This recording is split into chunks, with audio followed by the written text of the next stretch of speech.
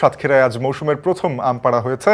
মুম্বাই গোলাপখাস গোবিন্দভোগ আম পেড়ে বাজারে নিয়ে বিক্রি করছেন বাগান মালিকরা। নিয়ে বিস্তারিত জানাতে জেলার বড় বাজার থেকে যুক্ত হচ্ছেন সহকর্মী আহসান রাজীব। রাজীব, আজকে মৌসুমের প্রথম আম পাড়া হলো। আপনার পেছনে দেখছি যে কাজ করছেন সেই আম বাজারজাতকরণের জন্য। জানাবেন যে এই আমে কতটা পরিপক্ক হয়েছে এবং বাজার দর কেমন এবার? শাফিন, এবার কিন্তু আম পরিপক্কর বিষয়টি কিন্তু প্রশাসন এবং কৃষি বিভাগ থেকে কিন্তু সেভাবে নজরদারি করা হয়েছিল। পর্যাপ্ত পরিমাণে আসলে চাষাবাদের কারণে কিন্তু প্রচুর পরিমাণে আম উৎপাদন হয়েছে সাতক্ষীরায়।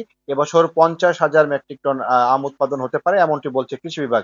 এখানকার প্রশাসন থেকে বলা হয়েছে তারা যারা অপরিপক্ক আম যাতে কোনোভাবেই বাজারজাত কোনো ব্যবসায়ী করতে না পারেন, সেজন্য তারা বিশেষভাবে নজরদারি রেখেছিলেন এবং বাজারের মনিটরিং ব্যবস্থা তারা রেখেছেন।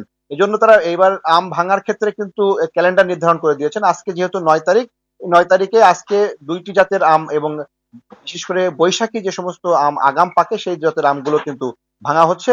এবং এখানকার বাগান মালিকরা আমাদেরকে যেটি জানিয়েছেন, তারা যে আমগুলো আজকে বাজারজাত করছেন সেগুলোর মধ্যে সবচেয়ে বেশি পরিমাণে আম এসেছে গোপালভোগ এবং আম আম বিশেষ করে গোপালভোগ এবং গোলাপ খাস, এই দুটি আমি বাজারে বেশি এসেছে। আমরা যেটি দেখেছি বেলা 10টা থেকে বেলা 12টা পর্যন্ত এখানে 2 ঘন্টার একটি বাজার হয়, আমের বাজার। সেই বাজার শেষে কিন্তু আর আম বিক্রি হয় না। আমরা এসে বাজার যে দেখেছি, এখানে দেশের বিভিন্ন এলাকা থেকে পাইকারি যারা ক্রেতা রয়েছেন তারা কিন্তু অপেক্ষা করছেন।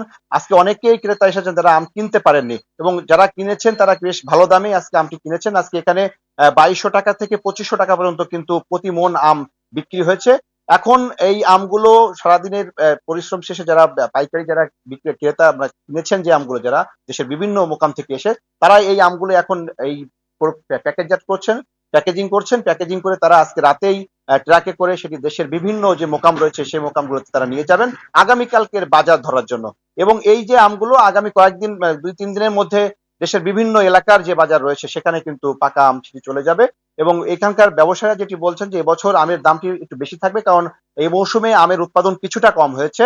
আর এছাড়া তাবদাহ এবং বিভিন্ন কারণে কিন্তু এবছর আমের উৎপাদন কিছুটা কম, যার ফলে দাম কিছুটা বেশি থাকতে পারে। আগামী 21 মে থেকে এখানকার সবচেয়ে জনপ্রিয় যে আমটি রয়েছে হিমসাগর, ল্যাংড়া, এই আমগুলো ভাঙা হবে। তখন আমের বাজারে প্রচুর পরিমাণে আম আসবে, তখন আমের দাম কিছুটা কমতে পারে। তো এই ছিল সাতক্ষীরা সুলতানপুর বড়বাজার থেকে আমার কাছে আমবাজারের সবশেষ তথ্য। রাজীব, আপনাকে অসংখ্য ধন্যবাদ। সহকর্মী আহসান রাজীব যুক্ত হয়েছিলেন সাতক্ষীরা থেকে, জানাচ্ছিলেন বছরের প্রথম আম পাড়া হয়েছে আজই এবং সেগুলো বাজারজাতকরণের প্রক্রিয়া চলছে। বলছিলেন যে ম্যাঙ্গো ক্যালেন্ডার অনুযায়ী আজকের দিনে বৈশাখী বা আগাম সিজনের যেই আমগুলো রয়েছে সেগুলো পাড়ার কথা এবং সেগুলো পাড়া হয়েছে গাছ থেকে। আমের যেই উৎপাদন তাতে বেশ খুশি বাগান মালিকরা, সেটি বোঝা যাচ্ছে।